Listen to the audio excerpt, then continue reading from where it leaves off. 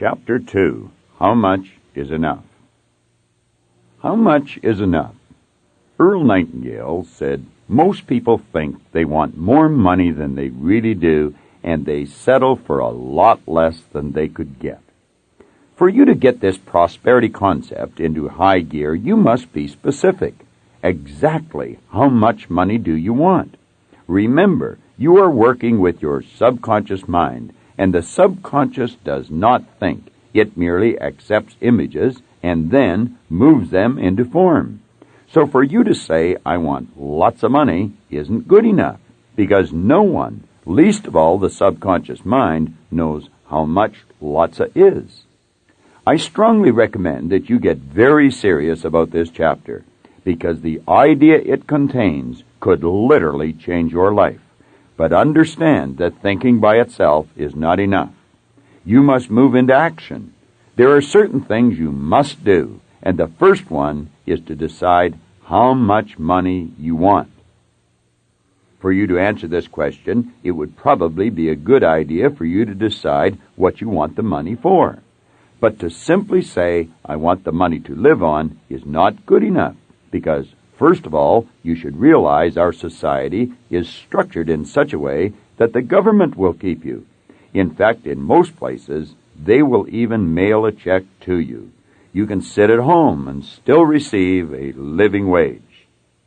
At this point, you are probably saying to yourself, "Oh yes, I know that, but I want to live better than that." Well, let's get specific. How much better?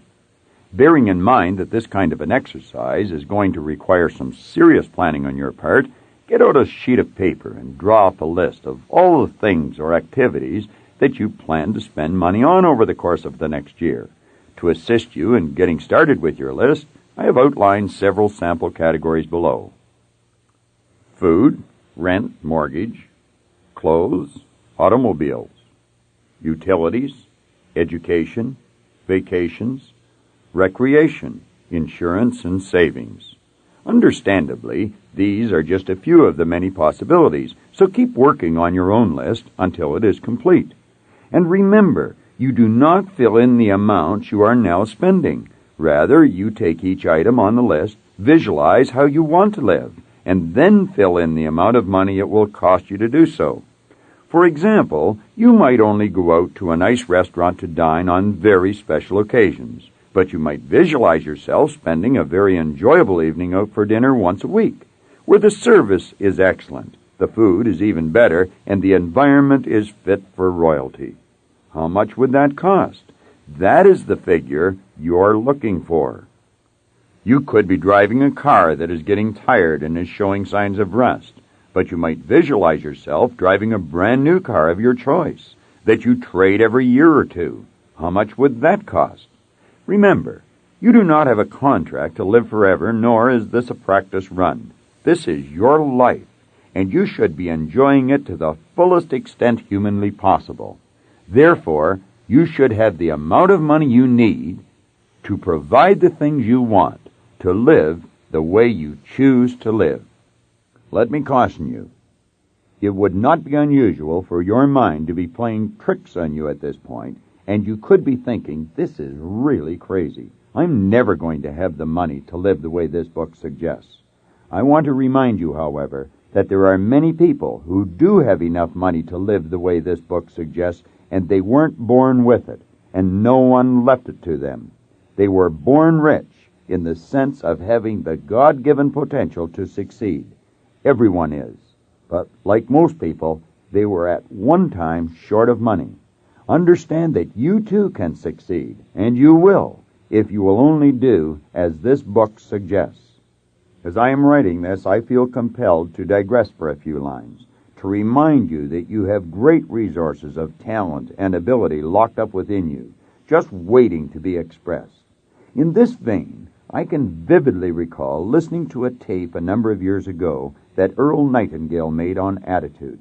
I must have listened to that tape literally hundreds of times, and there was a part on it where he said, "Now right here we come to a rather strange fact. We tend to minimize the things we can do, the goals we can accomplish, and yet, for some equally strange reason, we think others can do things that we cannot. Earl went on to say, I want you to know that that is not true.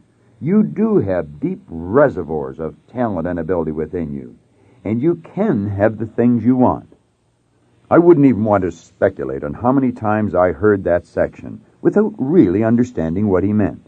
And then one day I heard it, and every cell in my brain seemed to resonate with the truth of what he said. I suddenly realized what he was driving at, and I knew deep down inside of me that if they can do it, so can I, if I am willing to pay the price. Please understand, you too can do it, because what Earl had to say is as true of you as it was of me. But part of the price for you is to figure out how much is enough. So don't just pull a figure out of the sky. Do it right, because when you're finished, you will be glad you did. Moreover, this exercise will also help you to develop a more disciplined mind. At this point, you might be thinking this section doesn't even concern you, because you are already too deeply in debt to start accumulating a sizable amount of money. But you will be happy to know we have a great idea which will help you deal with that problem as well. Furthermore, you will be delighted to know that in many situations, and yours may be one of them, a person can become wealthy even if he or she never earns any more money than they are earning currently. That thought alone should give you the encouragement you need to continue reading. By now, you should have completed your list and arrived at a figure. So take pen to paper and write that number down in big, bold figures. Now, clear your mind of that idea and move on with me to another very important idea. Realize that although this idea might not apply specifically to you, at least at the present time, it certainly will apply to many readers. Moreover, even if it does not apply to your particular situation, it is worth thinking through anyway, because you certainly have many friends and associates it does apply to, and you will be able to share it with them. I am going to explain this idea to you as if you were a married person with a family to support, and you are either the sole breadwinner or an important contributor. Now, one of the principal reasons for wanting the amount of money you desire is to provide for your family, and not just in an adequate manner. After all, you want them to live life to its fullest. Realize, therefore, that as long as you live and are able to follow the plan outlined in this book, you will be able to do as you want with respect to your family. However, if you really stop and think about it, you will very likely agree that you would want your family to live the good life even if you were suddenly removed from the picture, wouldn't you? Jokingly, you might say, no, who cares if I'm gone? But this is not a joking matter. This is a very serious matter. Of course you care. I know it, and so do you. Now, if you're alive and healthy, you will create this wealth for your estate. But what if you die or are permanently disabled? Well, our society has taken care of that situation as well. We have life insurance and we have disability insurance. But let's get back to your thinking again. You might be saying to yourself, life insurance, what a ripoff. This guy, Bob Proctor, really doesn't know where he is coming from. Well, let me tell you that when it comes to life insurance, I believe I can claim to be an authority of sorts. For I have conducted seminars for the insurance industry for almost 10 years, and I have had close to 50,000 people from that industry go through my seminars. Therefore, I can assure you that when I say approximately 95% of the people whom you talk to are almost completely ignorant when it comes to the subject of insurance, I am not talking through my hat. Granted, many of these people hold important positions in business and in industry, in government, or in the professions. And because of their positions, it would be very easy to just assume they know of whence they speak. But the sad fact of the matter is, many of them are either badly misinformed or completely uninformed when it comes to the important subject of life insurance. Understand this. There is no way to replace your income and create a certain and instant estate other than life insurance. and statistics indicate that although most people are insured, the vast majority of people, at least 90%, are dangerously underinsured.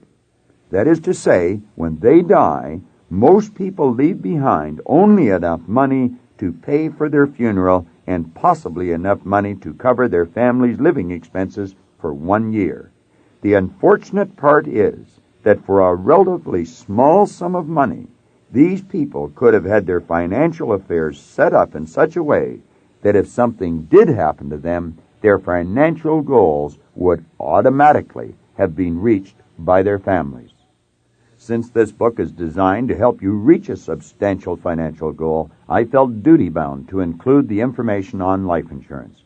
Indeed, the book could not be complete without it. Keep in mind, there are only 2 ways to earn money: people at work or money at work. You will be happy to know that the remainder of this book is designed for the person who is going to live. So, keep reading and bloom where you are planted. When do you start to live this good life? Is that the question you're beginning to ask yourself? You start now. Start by answering the following questions. How often do you pay your phone bill? How often do you pay your rent or mortgage? How often do you pay your grocery store? How often do you pay for gas for your car? How often do you pay your doctor? How often do you pay yourself? That last question seems like a strange one, doesn't it? But do you realize that less than 5 people in every 100 ever pay themselves? And if you were to ask the other 95 why they don't, they would probably tell you that by the time they pay everyone else, there is nothing left for themselves. Clearly, those 4 or 5 people in every 100 who do pay themselves have found a way around this problem. And although the idea which they are employing has been around for centuries, hardly anyone today is aware of it. What is that idea, you ask? Simply put, it is this: they pay themselves first. This is better known as the Babylonian law of financial success. A part of all you earn is yours to keep. If you think about it, you must admit this law or principle makes a lot of good sense. Therefore, let me repeat it. A part of all you earn is yours to keep. More specifically, what you earn Monday morning is yours to keep.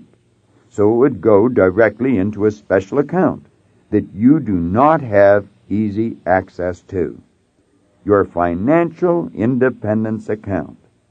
What you earn on Monday morning probably represents 10% of your income. Therefore, you should pay yourself at least that 10%, right off the top. Example, not after everyone else has been paid. From your financial independence account, you first pay your insurance premium, because that instrument creates your instant estate. The remainder of the money then goes into savings, until such a time as you have accumulated enough capital to make a wise investment. Remember, you do not touch this account or the interest it will yield. Therefore, within a very short period of time, you will witness sufficient progress to gain the motivation and inspiration which you need to continue. Moreover, the knowledge that you have an instant estate, if anything should happen to you, will give you additional serenity of mind. Orderly debt repayment program. You could already have debts that seem to be eating up your entire paycheck, leaving nothing for yourself. But understand this: these debts can be retired. Although the amount of debt you have incurred will, of course, determine the length of time it will take you to clear the slate.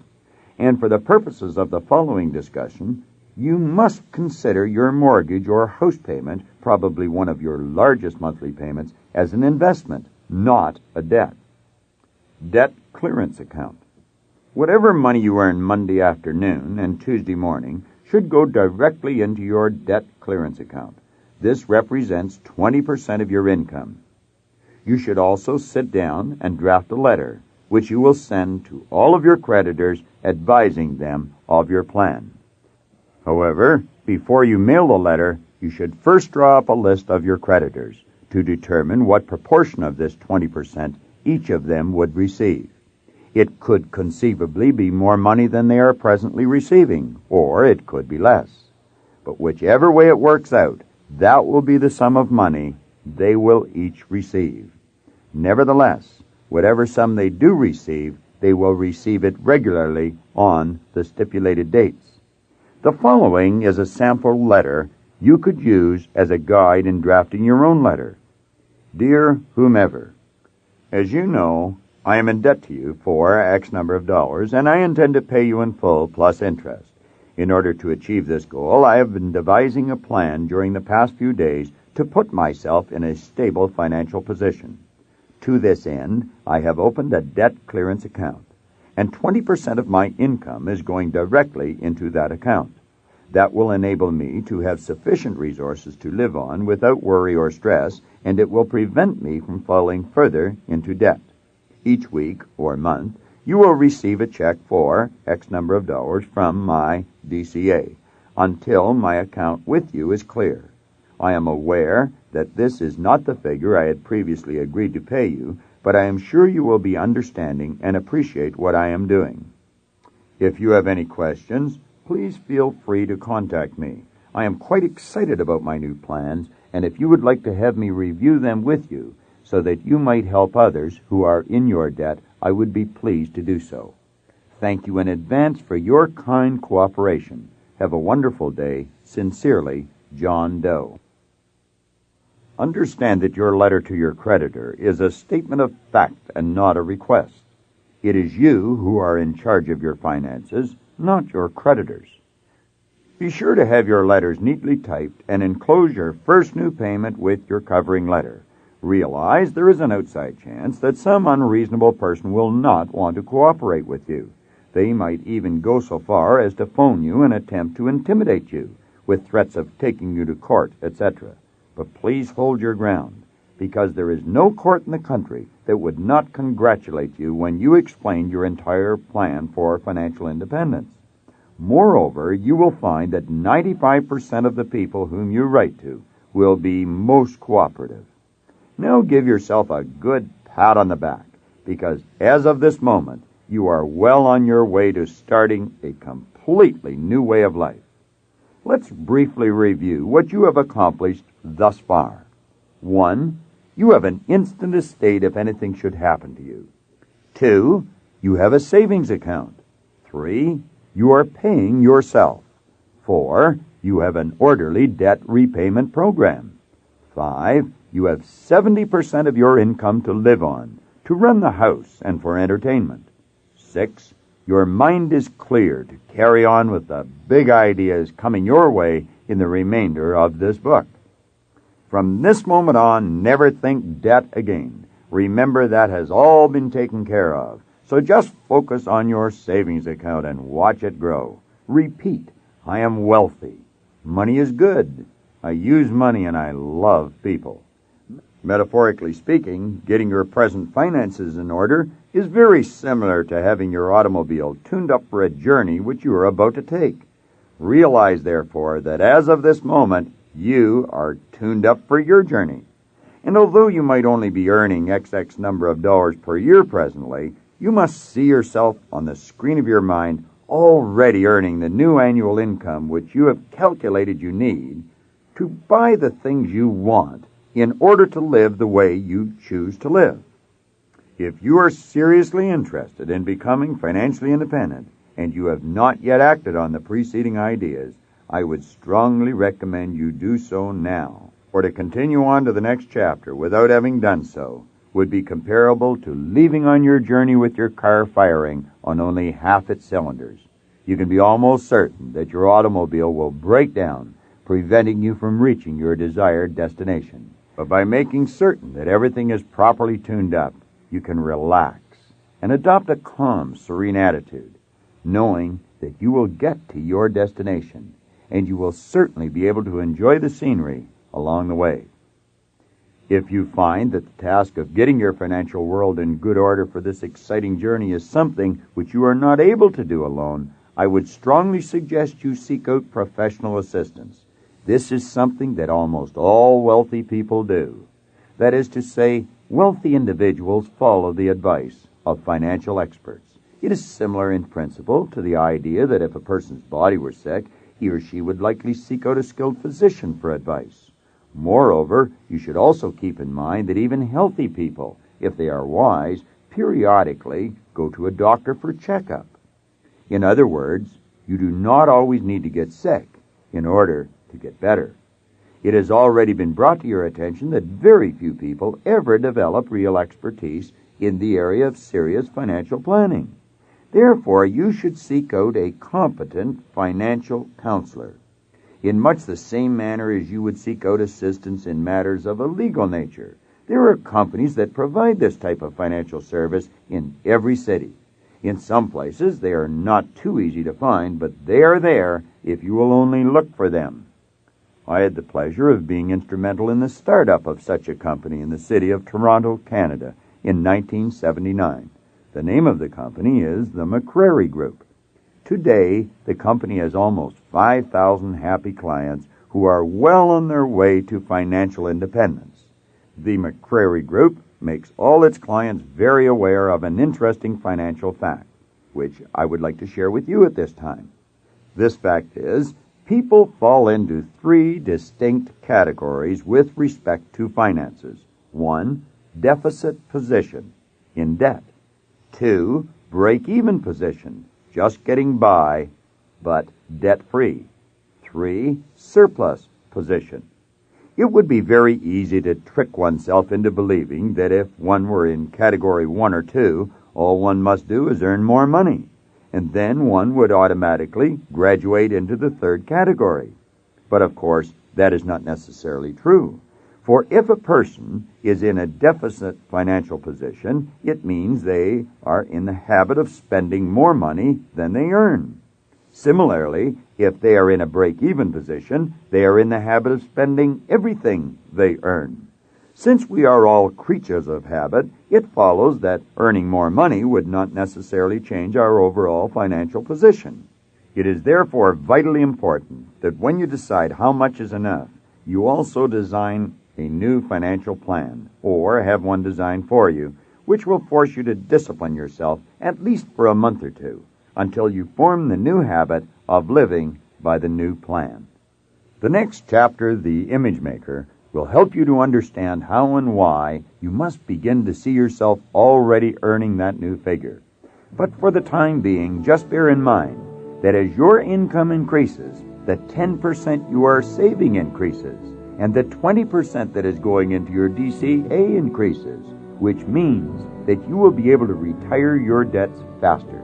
Furthermore, you will then be left with 90% of your income on which to live. I can see you getting excited about this idea already.